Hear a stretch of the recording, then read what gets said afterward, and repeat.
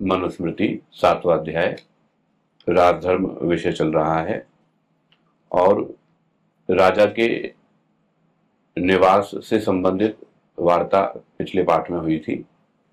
और राजा का निवास उस किले के अंदर हो, सुरक्षित हो और पर्याप्त सुख सुविधाओं से युक्त हो, प्रकाश, वायु इत्यादि की पर्याप्त मात्रा उसमें आती जाती हो और इस प्रकार से जो है राजा का स्थान वहां पर हो, राजा का निवास स्थान हो। अब आगे देखते हैं 77वें श्लोक से पृष्ठ संख्या 356। कह रहे हैं तत् अध्यास्य उद्वहेत भार्याम सवर्णाम लक्षणान्विताम कुले महति संभूताम हृद्याम रूप गुणान्विताम। कह रहे हैं तत् अध्यास्य उस आवास में निवास करके सवर्णाम, ये जो राजा है ये राजा अपने वर्ण की, ये क्षत्रिय है तो जैसे ये क्षत्रिय है तो उसी प्रकार से जो कन्या होगी वो कौन सी होगी, वो भी क्षत्रिय वर्ण की होनी योग्य है। तो क्षत्रिय वर्ण में ये होगा कि जिसकी पढ़ाई जो है उसी प्रकार से हुई हो और उसको आचार्यों ने क्षत्रिय वर्ण की श्रेणी में रखा हो और उसमें भी यदि कुल भी उसका क्षत्रिय वर्ण से हो तो और भी अच्छी बात है। यदि क्षत्रिय वर्ण का कुल नहीं है, अन्य वर्ण का कुल है तो भी कोई दिक्कत नहीं है, लेकिन अगर अच्छा कुल है और कुलीन कुल है और क्षत्रिय कुल है तो और भी अच्छी बात है, सोने पर सुहागा है। तो सवर्णाम सवर्ण हो और लक्षणान्विताम उत्तम गुण कर्म स्वभाव वाली हो, अच्छे लक्षणों वाली हो।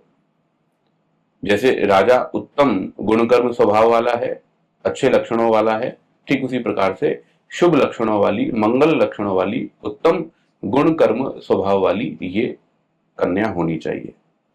और महती कुले संभूताम, और उत्तम कुल में उत्पन्न हुई हो, उसका कुल कैसा हो, उसकी परंपरा कैसी हो, अच्छी हो, समृद्ध परंपरा हो, अच्छा कुल हो, कुलीन हो। और हृदयाम, और कैसी हो, जो हृदय को प्रिय हो, जो राजा है उससे प्रेम कर सके, इस तरह की हो। ऐसा ना हो कि उसके हृदय को प्रिय ना लगने वाली हो, उसको अच्छी ना लगे, या फिर लड़की को वो राजा अच्छा ना लगे, तो ऐसा ना होना चाहिए। वो कैसी होनी चाहिए, दोनों परस्पर, दोनों को एक दूसरे को वो प्रिय होने चाहिए। और रूप गुणान्विताम, और रूप आदि जो गुण हैं उनसे वो युक्त होनी चाहिए, रूपवती होनी चाहिए। और जो श्रेष्ठ गुण हैं उन श्रेष्ठ गुणों से वो संपन्न होनी चाहिए, अच्छे गुणों से युक्त जो है वो। भाई अब रानी है तो रानी तो श्रेष्ठ ही होनी चाहिए ना, भाई सुंदरता भी हो, अन्य गुण भी हो, बुद्धिमती भी हो, राज कार्य भी कर सके, इस तरह की योग्यता वाली भी हो। राष्ट्र पर विपत्ति आ जाए तो ऐसे में वो भी अपनी सलाह दे करके राष्ट्र को बचाने में समर्थ हो, तो इस तरह के विशिष्ट लक्षणों वाली वो होनी चाहिए।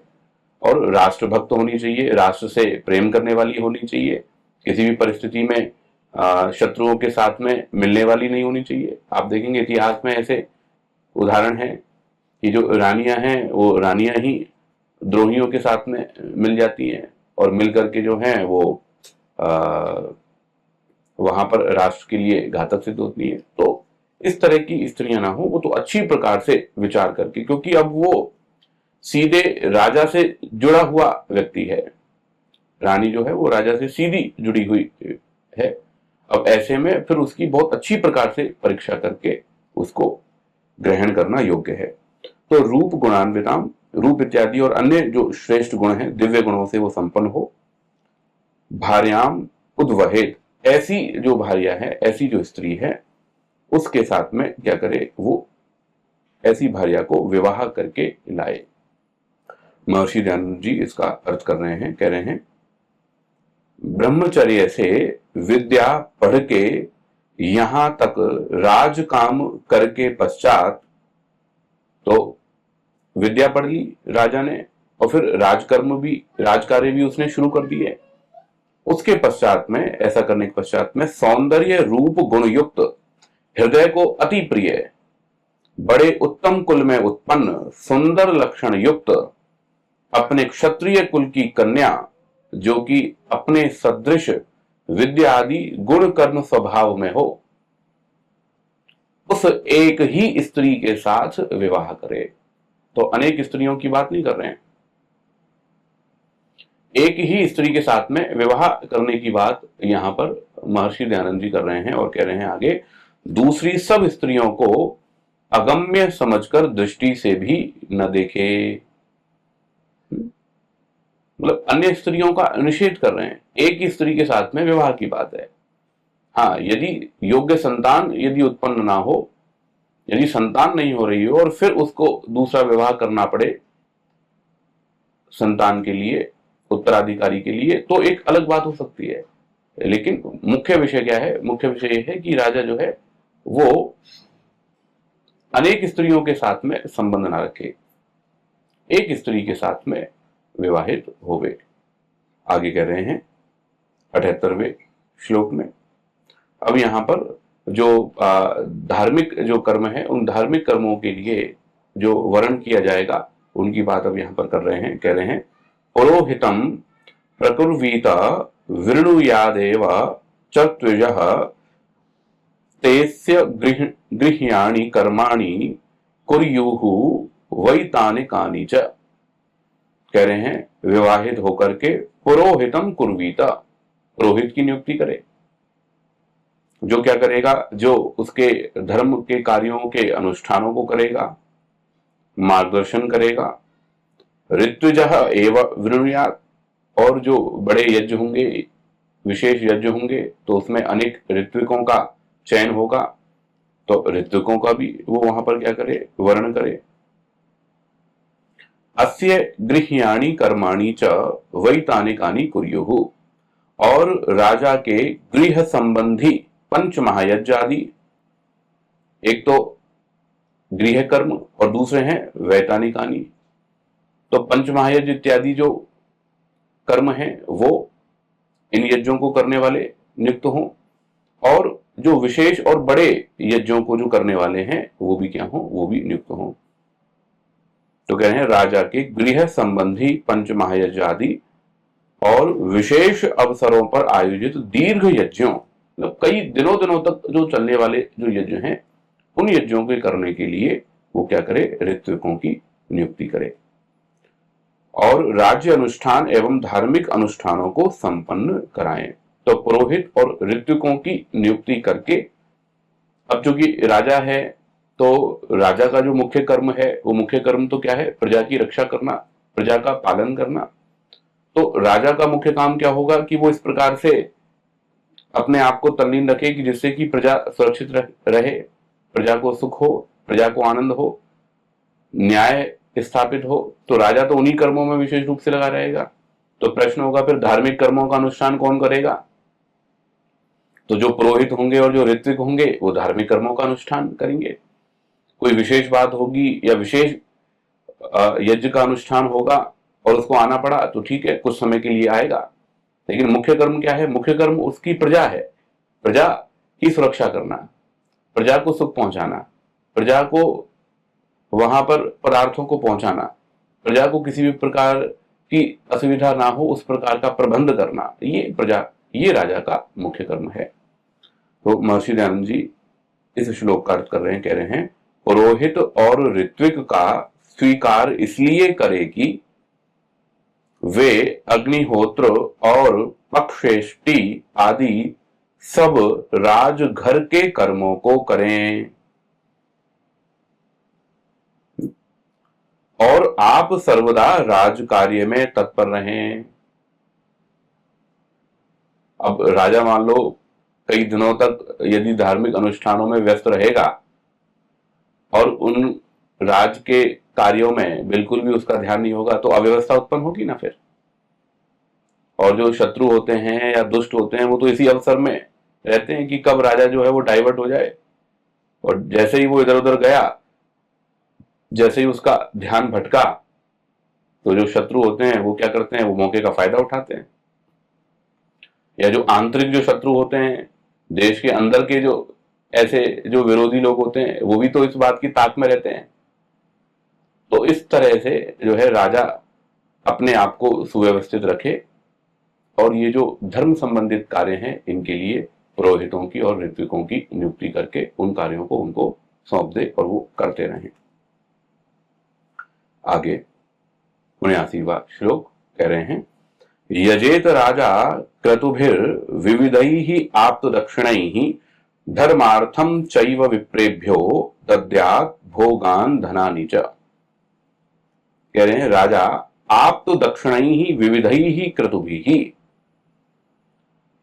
तो ऋत्विकों को पर्याप्त दक्षिणा वाले विविध यज्ञों के द्वारा, विविधैः क्रतुभिः, क्रतु कहते हैं यज्ञ को, तो अनेक प्रकार के यज्ञों के द्वारा और उत्तम दक्षिणाओं के द्वारा, आप्त दक्षिणा ही मतलब पर्याप्त दक्षिणा, आप्त पर्याप्त के अर्थ में, तो पर्याप्त दक्षिणा विपुल दक्षिणा के द्वारा वो क्या करवाए, वो विविध यज्ञों को करवाए। और ऐसे बड़े बड़े यज्ञ जिनमें बड़ी बड़ी दक्षिणाएं हैं, बड़े कर्म हैं तो बड़ी दक्षिणाएं हैं और उनकी पूर्व निर्धारित दक्षिणाएं रहती हैं। तो चारों वेदों के अलग अलग 4 विद्वान हैं और उनके 4-4, तो हर वेद के 4-4 ऋत्विक रहते हैं। तो इस प्रकार से मिलाकर के 16 ऋत्विकों का विधान शास्त्रों में आता है और इनकी जो दक्षिणाएं हैं वो दक्षिणा भी उसी प्रकार से रहती है। जो सबसे बड़ा है उसको सबसे ज्यादा, फिर उससे नीचे वाले को उससे कम, फिर उससे नीचे वाले को उससे कम। जिस प्रकार से हम भी मान लीजिए किसी की नियुक्ति करते हैं किसी कार्य को करने के लिए, तो जो जितने ज्यादा योग्य व्यक्ति होता है उसको उतना ही ज्यादा उस कार्य का पारिश्रमिक उसको देना होता है। तो कह रहे हैं कि ऐसे कर्म जो कि विपुल दक्षिणा वाले हैं और अच्छी दक्षिणा देकर के उन अनेक बृहद यज्ञों को, अनेक बड़े यज्ञों को राजा जो है वो यजेत, वो कराया करे, यजन किया करे, राजा यजन करे यज्ञों के द्वारा।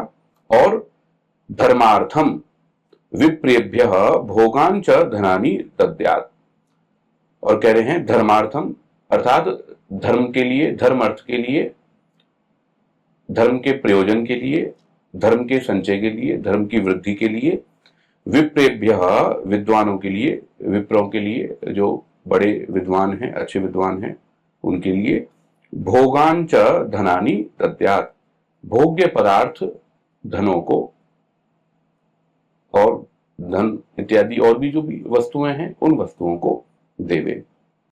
मतलब जो ब्राह्मण हैं, ब्राह्मण उन कर्मों को करा रहे हैं तो फिर उनका जो ध्यान है, उनके योगक्षेम का जो ध्यान है वो राजा रखे। मूल भाव इसमें ये है। 80वां श्लोक कह रहे हैं, सांवत्सरिकम आप्तैश्च राष्ट्रात् आहारयेत् बलिम स्यात् आम्नाय परो लोके वर्तेत पितृ वन ऋषु। कह रहे हैं राजा राष्ट्रात्, राष्ट्र के जनों से, सांवत्सरिकम बलिम, सांवत्सरिकम बलिम मतलब वार्षिक बलि, बलि कहते हैं भाग को, बलि कहते हैं कर को, अंश को, अपने भाग को। कि वेद में कहा है, ऋषियों ने कहा है कि धार्मिक कार्यों के लिए प्रत्येक गृहस्थी जो है वो कुछ अपना अंशदान वहां पर करे। अपनी आय का 10वां जो भाग है वो धार्मिक कार्यों के लिए करे। तो ये जो 10वां भाग है वो क्या हो गया, वो बलि हो गई। हम पशु पक्षियों के लिए बलि वैष्णोदेव जो यज्ञ करते हैं, तो इन सब ऐसे लोगों के लिए जो असहाय हैं, बेचारे हैं, जिनकी कोई व्यवस्था नहीं है, ऐसे लोगों के लिए क्या करे, ऐसे लोगों के लिए बलि दे। बलि मतलब अपने भोजन का कुछ अंश उनके लिए रखे, अपनी आय का कुछ अंश इस प्रकार से राज कार्यों के लिए, राजा के लिए दे। जैसे आज भी टैक्स का विधान है, टैक्स देते ही हैं, हर व्यक्ति टैक्स देता है जो भी कमाता है। और शासन में फिर उसकी अलग अलग लेयरिंग दी हुई है, आय के हिसाब से, जितनी आय होगी उसके हिसाब से उसका टैक्स होगा। तो कह रहे हैं राजा राष्ट्र के, राष्ट्रात राष्ट्र से मतलब राष्ट्र में जो स्थित जो लोग हैं उनसे, सांवत्सरिकम बलिम जो वार्षिक जो कर है उसको, आपतई ही आहार, ये आप्तों के द्वारा उसका आहरण करे। उसको स्वीकार करे, मतलब अच्छे लोगों के द्वारा। उस टैक्स को, उस कर को लेने वाले लोग कौन होंगे? जो ईमानदार होंगे, जो अच्छे होंगे, जो निष्ठावान होंगे, विद्वान लोग जो होंगे, विशेषज्ञ जो होंगे, वो क्या करेंगे? ऐसे जो अधिकारी हैं वो उस कर का संग्रह करेंगे। और वो कर कैसा होना चाहिए? आमनाय परहस्यात्, आमनाय से युक्त होना चाहिए। आमनाय अर्थात विधि से युक्त हो, शास्त्र से युक्त हो, प्रामाणिक हो। और कैसा हो? तो कह रहे हैं लोके निषु पितृवत वर्तेत। और राजा जो है वो राजा मनुष्यों पर कैसा व्यवहार करे, किस प्रकार से वर्ते? पूरे पिता के समान।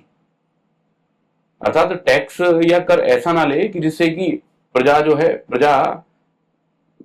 अपने आप को बहुत ज्यादा ऐसा समझे कि ये तो सारा ही मेरा जो कमाया हुआ है वो चला गया। इस तरह से नहीं होना चाहिए। मतलब कर भी गृहीत हो जाए और लोगों को असुविधा भी ना हो, लोगों को अत्यधिक पीड़ा भी उस कर के देने से ना हो, इस बात का राजा ध्यान रखे। तो राजा पिता के समान प्रजा का पालन करे और उसी प्रकार से वो क्या करे? वो टैक्स का ग्रहण करे। वैसे ये विषय और आगे आएगा। तो जैसे मधुमक्खियां जो हैं, मधुमक्खियां फूलों से और पत्तों से तो कैसे रस को चूसती हैं? भाई उसमें कोई हानि थोड़ी ना होती है कि रस उसने ले लिया, अब क्या है, अब पुष्प जो है मुरझा गया, ऐसा थोड़ी ना। भाई राजा इतना टैक्स ले ले कि जो लोग हैं उनका जीवन यापन करना ही मुश्किल हो जाए, तो फिर दिक्कत होगी ना।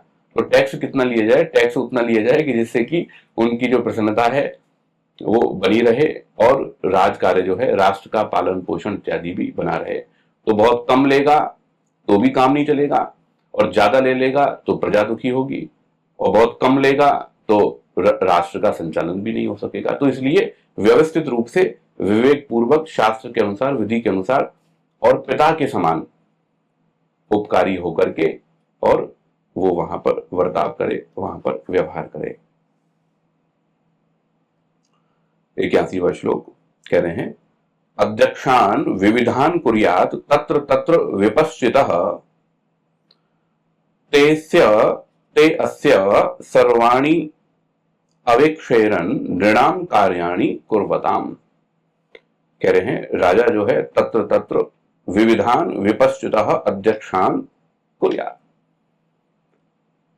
तो विविधान विपश्चितः अध्यक्षान, तो बहुत सारे कार्य हैं, बहुत बड़ा राष्ट्र है, तो क्या करेगा? वो अनेक अध्यक्षों की नियुक्ति करेगा, विद्वान अध्यक्षों की, मतलब विशेषज्ञ अध्यक्षों की, कुशल जो हैं उस क्षेत्र में, उनको उस क्षेत्र का अध्यक्ष बना देगा।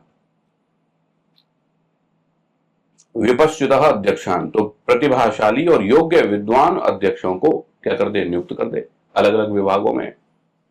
और ते अस्य सर्वाणि कार्याणि कुर्वताम, और ये जो अध्यक्ष हैं इनके क्या कार्य होंगे? इनके कार्य होंगे कि सर्वाणि कार्याणि कुर्वताम, जो सब कार्यों को करने वाले जो लोग हैं अपने अपने अध्यक्ष में, अपने अपने डिपार्टमेंट में, अब उस डिपार्टमेंट में जो अनेक सारे जो लोग लगे हुए हैं और वो अपने अपने कार्यों को कर रहे हैं, तो वो अपने अपने कार्यों को किस प्रकार से कर रहे हैं? तो निर्णाम अवेक्षेरन, तो ऐसे उन लोगों को क्या करे? उनको देखता रहे। भाई अध्यक्ष का काम क्या होगा? अध्यक्ष क्या करेगा? अध्यक्ष जो काम करने वाले जो लोग हैं भाई उससे निचले अधिकारी हैं और उनसे निचले अधिकारी हैं, तो पूरी जितने भी लेयर्स है और उस सारे लेयर्स के जो अधिकारी हैं उस पर क्या रखेगा? उस पर दृष्टि रखेगा। सब पर दृष्टि जो रखने का जो काम है वो किसका है? वो अध्यक्ष का है। जिस जिस विभाग का जो अध्यक्ष है, और निगरानी रख करके, और उनको अगर गलत चल रहे हैं तो ठीक तरह से चलाएगा, दंड देगा। ठीक है, कई बार जो है बस बोलने से ही व्यक्ति समझ जाता है तो बोल करके उसको कहेगा, कई बार आंख दिखानी पड़े तो आंख दिखा करके, और जोर से फटकार करके कहना पड़े तो जोर से फटकार करके, और ज्यादा विशेष अपराध है तो ज्यादा विशेष दंड दे करके, और अच्छा कार्य कर रहा है तो पीठ थपथपा करके उसको उत्साहित करके, और अनेक प्रकार के प्रोत्साहन दे करके, और पदोन्नति करके, आर्थिक लाभ दे करके, अन्य वस्तुएं दे करके, अन्य सुविधाएं दे करके, यश के ऐसे अवसर दे करके, तो बहुत सारे अध्यक्ष के पास में बहुत सारे ऐसे उपाय रहते हैं जिससे कि वो अपने नीचे वाले जो हैं, अन्य जो अधिकारी हैं, अन्य जो लोग हैं जो कार्य कर रहे हैं, उनके मनोबल को बढ़ाता रहे। तो जो अच्छा काम करने वाला है उसको आगे बढ़ाए, और जो कम काम करने वाला है या काम चोरी की आदत जिसको है उसको क्या करे, तदनुसार यथा योग्य उसको दंड दे करके और व्यवस्था को सुचारू रूप से करने का प्रयास करे। मुख्य काम क्या है, मुख्य बात क्या है? मुख्य बात यह है कि अध्यक्ष का काम यह है कि वो क्या करे, वो अपने अधीनस्थों को और उससे होने वाले जो कार्य हैं उसको सुचारू रूप से बना करके रखे, ये उसका काम है। तो महर्षि दयानंद जी इसका अर्थ कर रहे हैं, कह रहे हैं उस राज कार्य में विविध प्रकार के अध्यक्षों को सभा नियत करे।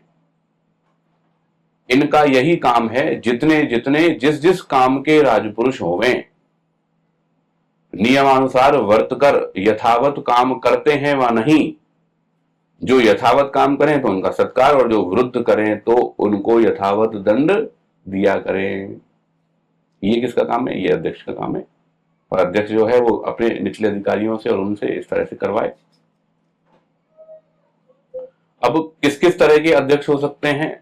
अनेक सेक्टर्स में हो सकते हैं। सेनाध्यक्ष हो सकता है, कोष का अध्यक्ष हो सकता है, अश्वशाला अध्यक्ष हो सकता है, युद्ध सामग्री अध्यक्ष हो सकता है। यहाँ पर बहुत सारे अध्यक्षों की चर्चा है। नगराध्यक्ष हो सकता है कौटिल्य अर्थशास्त्र के हिसाब से। तो यहाँ पर कितने 27 अध्यक्ष जो हैं अलग अलग विभाग के, वो यहाँ पर दिए हुए हैं। आप और विस्तार से उसमें देख सकते हैं। ठीक है, इसमें आयुध का अध्यक्ष हो गया, वन की वस्तुओं को संरक्षित करने वाला अध्यक्ष हो गया, स्वर्णाध्यक्ष होगा, लोहाध्यक्ष हो गया, कृषि से संबंधित व्यवस्थाएं करने वाले अध्यक्ष हो गए। तो ऐसे बहुत सारे अलग अलग सेक्टर्स के, अलग अलग क्षेत्रों के अलग अलग अध्यक्ष होकर के, और वो क्या करेंगे, वो उनकी व्यवस्थाओं को सुचारू रूप से संचालित करेंगे। आगे कह रहे हैं 82वें श्लोक में, आवृत्तानाम गुरुकुलाद विप्राणाम पूजको भवेत्, नृपाणाम अक्षयो ह्येष निधिर ब्राह्मो विधीयते।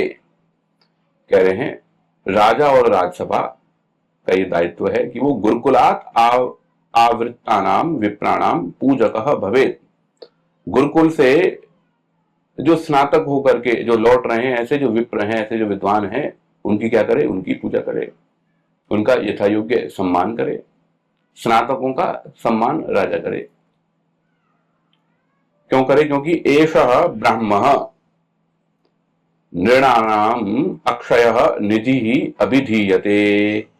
कह रहे हैं यह विद्वान और विद्या, नृपाणाम अक्षयः निधिः, ये क्या है? ये अक्षय निधि है, ये कभी नष्ट नहीं होने वाली है, कभी व्यय न होने वाली निधि है ये। इसलिए विद्वानों की रक्षा करे और विद्या की रक्षा करे। विद्वानों की रक्षा होगी तो विद्या की रक्षा होगी। तो इसलिए विद्या पढ़ करके जो आ रहे जो विद्वान हैं उनका यथायोग्य सत्कार करे, और जिनसे पढ़ करके आ रहे हैं, जिन आचार्यों ने उनको पढ़ाया है, उन जिन विद्वानों ने उनको पढ़ाया है, तो उन विद्वानों का भी सम्मान करे। भाई जो स्नातक हो गए उनका भी सम्मान हो, और उन स्नातकों को जिन्होंने पढ़ाया है उसका भी सम्मान हो, उन संस्थाओं का भी सम्मान हो, जिससे कि क्या है, जो पढ़ाने वाले हैं वो भी पोषित होते रहें, जिन्होंने पढ़ाया है वो जो संस्थाएं हैं वो भी पोषित होती रहें। अगर जो पढ़ाने वाली जो संस्थाएं हैं, स्नातक बनाने वाली जो संस्थाएं हैं, यदि वो पोषित नहीं होंगी तो फिर और नए नए स्नातक कैसे निकलेंगे? नहीं निकल सकते। तो इसलिए ये राजा का कर्तव्य है कि वो क्या करें कि जो समाज को और राष्ट्र को विद्या से संपन्न करने वाले हैं, ऐसे उन विद्वानों को बनाने वाले उन विद्वानों को और उन संस्थाओं को, उन सबका राज्य की तरफ से, शासन की तरफ से क्या हो, उनका पोषण हो, वो उनको सुरक्षा प्रदान की जाए और उनको वहां पर सम्मान दिया जाए, तीनों ही प्रकार से हो। महर्षि दयानंद जी कह रहे हैं, सदा जो राजाओं का वेद प्रचार रूप अक्षय कोश है, तो राजा क्या करे, एक सेक्टर जो है एजुकेशन के लिए भी तो रखा जाता है। ठीक है, ये क्या है, ये एजुकेशन के लिए इतना फंड जो है, इतना प्रतिशत, इतने का इतना प्रतिशत जो है वो इसके लिए। तो अक्षय रूप जो कोश है, इसके प्रचार के लिए वेद के प्रचार के लिए कोई यथावत ब्रह्मचर्य से वेदादि शास्त्रों को पढ़कर गुरुकुल से आवे, कोई ऐसा विद्वान है तो कह रहे हैं उसका सत्कार राजा और सभा यथावत करे, यथावत उसका सत्कार होना चाहिए। तथा उनका भी जिनके पढ़ाए हुए विद्वान होवे उनका भी सत्कार होवे, उनके आचार्यों का भी सम्मान होवे, उनका भी सत्कार होवे, उन संस्थाओं का भी सत्कार होवे। इस बात के करने से राज्य में विद्या की उन्नति होकर, अब जब विद्वानों का सम्मान होगा, जब वहां पर स्नातकों का सम्मान होगा, उन संस्थाओं का सम्मान होगा, उनका आर्थिक प्रबंधन होगा, तो क्या होगा, वो फलेंगी फूलेंगी। जब संस्थाएं फलेंगी फूलेंगी, विद्वान अच्छे से संतुष्ट रहेंगे, तो क्या होगा, फिर विद्या की उन्नति होगी। तो विद्या की उन्नति होकर अत्यंत उन्नति होती है, क्योंकि सबसे मूल जो है वो मूल क्या है, वो मूल शिक्षा है।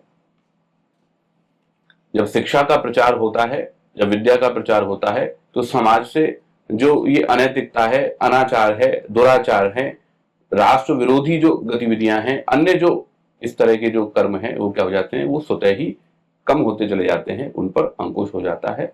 और जो नहीं भी हो पाते हैं तो उसको शासन के द्वारा वहां पर वो नियंत्रित हो गए।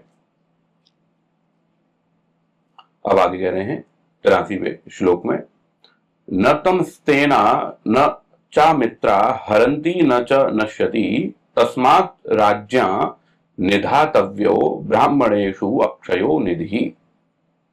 कह रहे हैं तम, उस अक्षय निधि को, न स्तेना न च अमित्राः हरंती, उस अक्षय निधि को ना तो चोर और ना ही शत्रु उसको चुरा के ले जा सकते हैं, और न नश्यंती, ना नष्ट कर सकते हैं। तस्मात, इसलिए राज्ञा, राजा को, ब्राह्मणेषु अक्षय निधि ही निधातव्य, इसलिए ब्राह्मणों को अच्छी प्रकार से धन संपदा देनी चाहिए, ऐसा कहना चाह रहे हैं। 83वें श्लोक से और 86वें श्लोक तक जो हैं वो भाष्यकार ने प्रक्षिप्त की श्रेणी के अंतर्गत रखे हैं। हम देखते हैं एक बार। 84वां श्लोक कह रहे हैं, न स्कंदते न व्यथते न विनश्यति करहिचित वरिष्ठम अग्निहोत्रेभ्यो ब्राह्मणस्य मुखे हुतम। कह रहे हैं ब्राह्मणस्य मुखे हुतम, ब्राह्मणों के मुख में होमा गया पदार्थ, ब्राह्मणों को जो दिया गया जो दान है वो अग्निहोत्रेभ्य वरिष्ठम, अग्निहोत्र से भी श्रेष्ठ फलदायक है, वरिष्ठ है। कैसे है, तो कह रहे हैं क्यों, क्योंकि न स्कंदते, क्योंकि ना तो वो गिरता है, स्कंदित होता है, और ना व्यथते, ना वो सूखता है, और ना विनश्यति, ना वो नष्ट होता है। क्यों, क्योंकि आहुति देते हैं तो बिखर भी जाती है और खराब भी हो जाती है, नष्ट भी हो जाती है, सूख जाती है। लेकिन ब्राह्मण को दिया हुआ तो जो है ना सूखता है, ना खराब होता है, और ना ही जो है नष्ट होता है। तो इसलिए ब्राह्मणों को देना चाहिए, अग्निहोत्र से भी श्रेष्ठ है। आगे कह रहे हैं 85वें में, समम अब्राह्मणे दानम द्विगुणम ब्राह्मण ब्रुवे प्राधीते शत साहस्रम अनंतम वेद पारगे।